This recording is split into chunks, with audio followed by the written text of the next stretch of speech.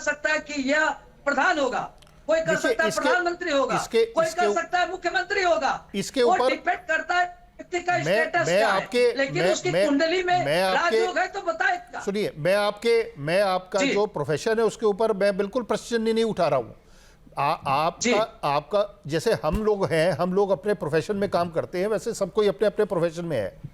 मैं प्रोफेशन क्यों, बात यह है कि उस प्रोफेशन में एक स्टैंडर्डाइजेशन, यूनिफॉर्मिटी लाने की आवश्यकता है। इतना कम से कम आपको भी मानना चाहिए। आपने देखा होगा कि एक डॉक्टर है, एमबीबीएस एमडी करता है, हाँ जी, वही एक डॉक्टर चांसी दवाखाना खोल लेता है, वो सड़क पर ऑपरेशन करता है, तो क्या उसके ऑपरेशन करने से पूरे चिकित्सक पर प्रश्न उठा सकते हैं? तो कहा अगर कोई एक ज्योतिषी कहीं गलती से गलत कर लिया, देखिए जो क्वेक्स है, प्रश्न उठा सकते हैं? देखिए जो क्वेक्स है, सुनिए मैं आपकी बात का जवाब दे रहा हूं। जो क्वेक्स है वो क्वेक्स को डॉक्टर नहीं मानता। कोई डॉक्टर अगर आप मान रहे हैं कि अगर कार्डियो, जिसको मानना है माने, हम नहीं मानते भाई, जिसको मानना है माने। आप नहीं जाते, सुनिए, जिसको मानना है वो मानता रहेगा, हम नहीं मानते। बात ये है कि अगर दो कार्डियोलॉजिस्ट के पास आप जाते हैं, अगर आप दो कार्डियोलॉजिस्ट के पास आप जाते हैं और उससे ईसीजी और दूसरे टेस्टों की व्याख्या करवाते हैं, वो लगभग 80-90% व्याख्या एक जैसी मिलती है। तो इसलिए यहाँ पर, इसलिए वहां पर एक प्रोटोकॉल फॉलो होता है, एक प्रोटोकॉल फॉलो होता है, एक स्टैंडर्ड प्रोटोकॉल है। अरविंद त्रिपाठी जी, क्या ऐसा होता है जैसा डॉक्टर साहब कह रहे हैं कि एक ही चीज है, एक ही प्रभाव है, एक ही राशि का वो इंसान दो अगर है, तो क्या उन पर भी अलग अलग प्रभाव हो सकता है? जैसा कि ज्योतिषाचार्य बताते हैं, उनका कहना है कि ये जो गणना होती है ये मुख्तलिफ कैसे हो जाती है? आपकी इजाजत से एक सवाल में एक सवाल, त्रिपाठी जी एक सवाल मेरा, और एक सवाल लेते हैं, उसके बाद सवाल लेंगे। अलग अलग नहीं हो सकता जी, प्रभाव एक ही होगा, अलग अलग नहीं हो सकता। जैसे मान लीजिए, मैं उदाहरण दिया कि मान लीजिए धनु लग्न की कुंडली है, अगर लग्नेश बृहस्पति है, पंचम में बैठा है, नवमेश दशमेश हो करके दशम में बैठ गया, सूर्य बुध बैठ गया। अगर बृहस्पति में सूर्य और उसके बुध की दशा चल रही है, तो निश्चित रूप से उसको सारे ज्योतिषी कहेंगे कि राजयोग है।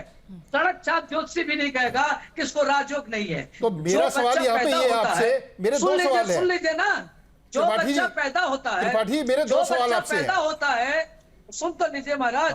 जो बच्चा पैदा होता है, लोग जाते हैं ज्योतिषी के पास, कहते हैं गुरुजी इसका टिप्पण देखिए क्या करेगा। तो लोग बताते हैं कि देखिए इस लड़के में ये ग्रह उच्च का है, ये नीच का है, ये ऐसे है और ये जातक ये बनेगा। उसके करियर को पूरा व्याख्यान करते हैं।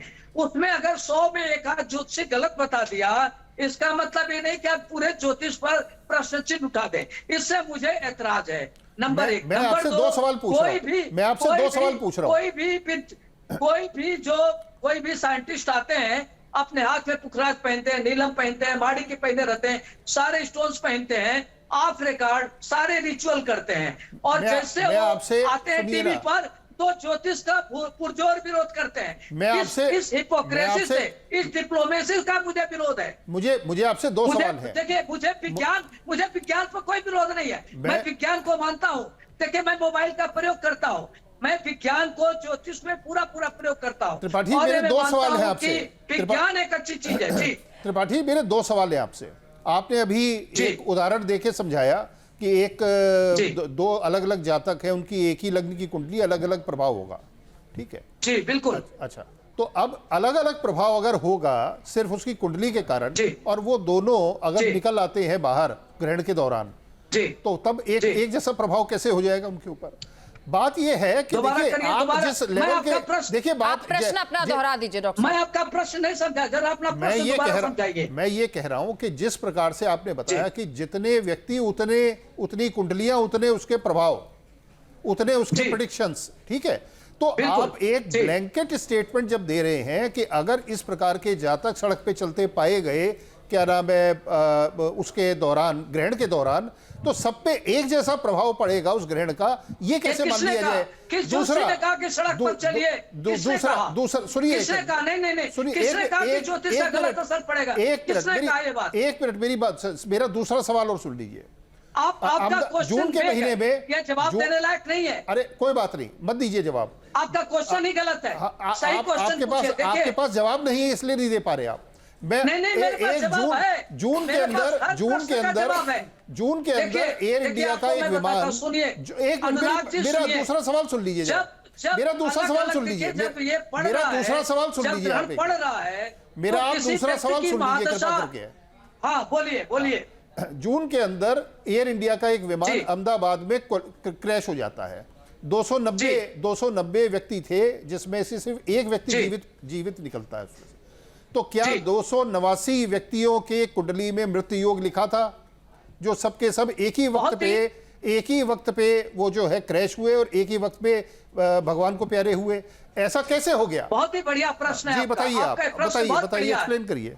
देखिए क्या होता है कि किसी की कुंडली में मार्केश होता है और किसी की कुंडली में मार्केश की इंटेंसिटी कम होती है।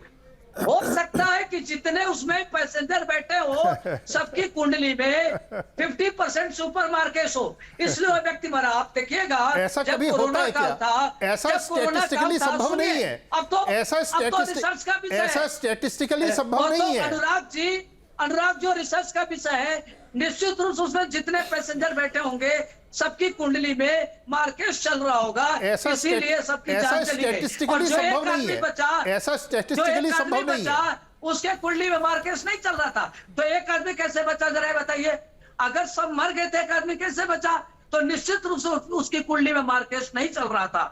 यह है ज्योतिष, यह है चमत्कार ज्योतिष का। ठीक है, इस बात को आप मानिए। मैं देखिए त्रिपाठी जी, इनके जब प्रश्न का उत्तर दे रहा हूं कि जितने लोग उसमें बैठे थे उसमें से कुछ लोगों का मार्केश चल रहा था, कुछ के पिता का जो है कुंडली में लिखा था कि उसका पुत्र जो दुर्घटना में मरेगा, किसी के जो है किसी व्यक्ति के कुंडली में लिखा था कि उसकी पत्नी मरेगी, किसी के जो है किसी जो है पत्नी के कुंडली में ये लिखा था कि उसका पति जो है जहाज में मर जाएगा, किसी के कुंडली में लिखा था कि उसका पौत्र मर जाएगा। तो वो सब इकट्ठे हो गए तो मर गए। तो ये अनुराग जी, आपको ज्यादा चिंता करने की जरूरत नहीं है। उसमें जितने भी लोग मरे हैं, कहीं नहीं, पराशरी ज्योतिषी में आप देखिए, आप कह रहे थे कि नहीं सबका, आप बताइए, आप एक बात बताइए, आप एक परिवार में रहते हैं, उसमें सभी लोगों को, सुनिए, सभी लोगों का ग्रह आपके ऊपर इफेक्ट करेगा कि नहीं करेगा, ये बताइए। बिल्कुल करेगा। मैं तो यहीं पे एग्जांपल दे रहा हूं आपको। क्या? मैं सीधा एग्जांपल दे रहा हूं कि मैंने एक सवाल सामने रखा एयर क्रैश का, उस पे पंडित अरविंद त्रिपाठी जी और पंडित महेश मिश्रा जी दो अलग अलग आंसर दे रहे हैं। नहीं, अब आप देख लीजिए खुद आंसर सुनिए, कई बार क्या होता है, इनके जवाबों, इनके उत्तरों में भी कोई कैसे मान लिया जाए? एक डॉक्टर अपनी राय रखता किसी के लिए और दूसरा डॉक्टर और कुछ रख देता है, उसके बाद फिर आप क्या कहेंगे? नहीं, सब डॉक्टर एक ही तरह की राय दे। कुछ लोग नहीं तो उस पेशेंट की सर्जरी कैसे होगी? ये नहीं होता,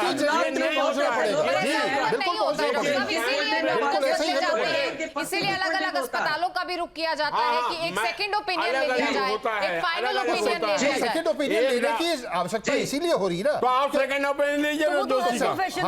हाँ तो है, तो यहाँ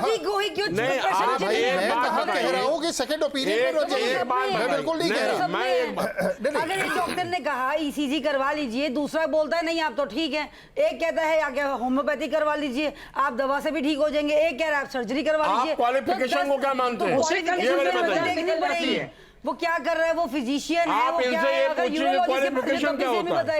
एक आदमी डॉक्टरेट होता है, एक आदमी बीए होता है, एक आदमी हाई स्कूल पास होता है। देखिए आप सबको एक लाइन में खड़ा कर रहे हैं भैया, ये बहुत बुरी बात है कि आपका पंडित महेंद्र मिश्र जी, ये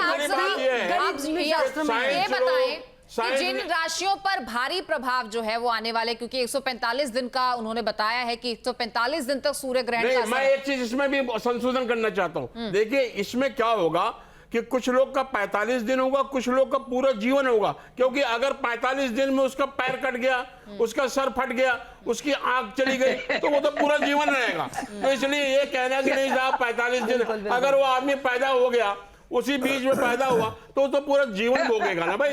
तो ऐसा कहना कि 45 दिन होगा, और अगर मान लीजिए सुनामी आ गई और उसके बाद मान लीजिए कहीं अर्थक्वेक आ गया, तो आप ये बताइए कि पूरा जीवन उसको भोगना नहीं पड़ेगा क्या?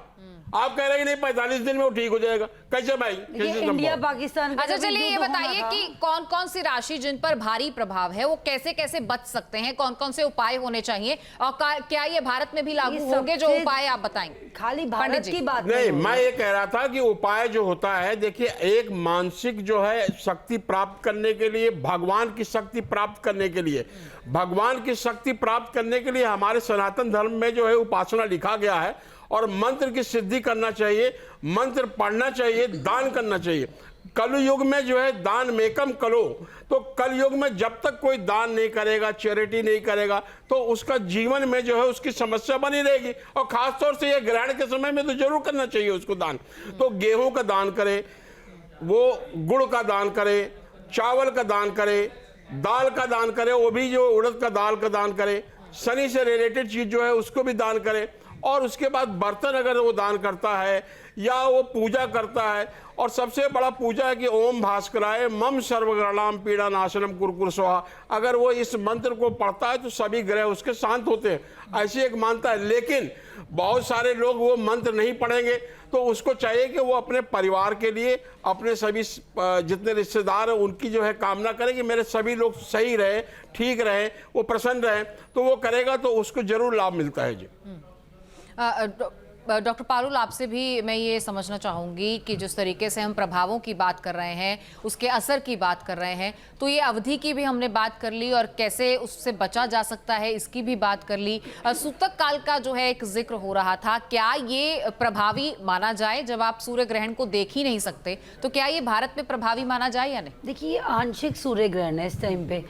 यहाँ पे भारत में आप क्या मानेंगे, क्योंकि रात्रि का समय है, रात्रि में ना तो 3 बजे कोई बाहर निकल रहा है, ना कोई 3:30 बजे निकल रहा है, ना कोई 12 बजे निकल रहा है। वैसे ही पितृ का आज अमावस्या है और कल हम इस टाइम पे नवरात्रि का हम माता रानी का आगमन करेंगे, स्वागत करेंगे।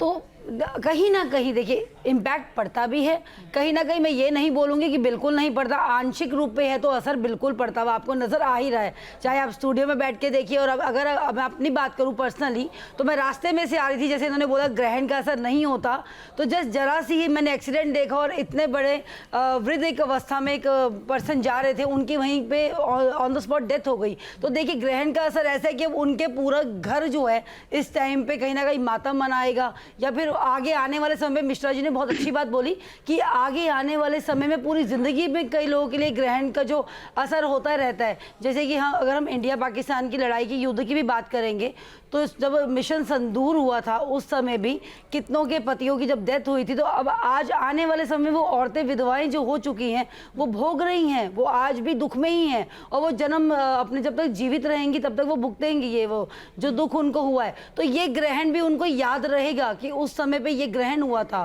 तो ये असर कहीं ना कहीं डालता है।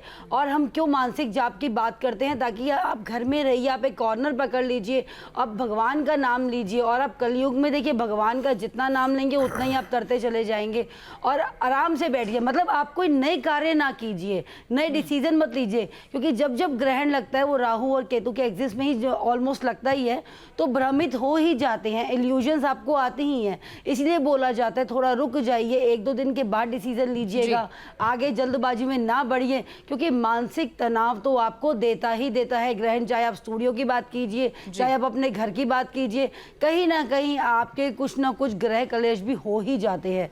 इसीलिए आपको मानसिक जाप और मेडिटेशन करने को बोला जाता है। जहाँ भक्ति है हर शब्द में, कथाओं में छुपे हैं दिव्य रहस्य, और ज्योतिष देता है जीवन को दिशा। धर्म से जुड़ी हर बातों को जानने के लिए हमारे चैनल स्तुति को सब्सक्राइब करें। चैनल पर जाने के लिए इस लिंक पर क्लिक करें।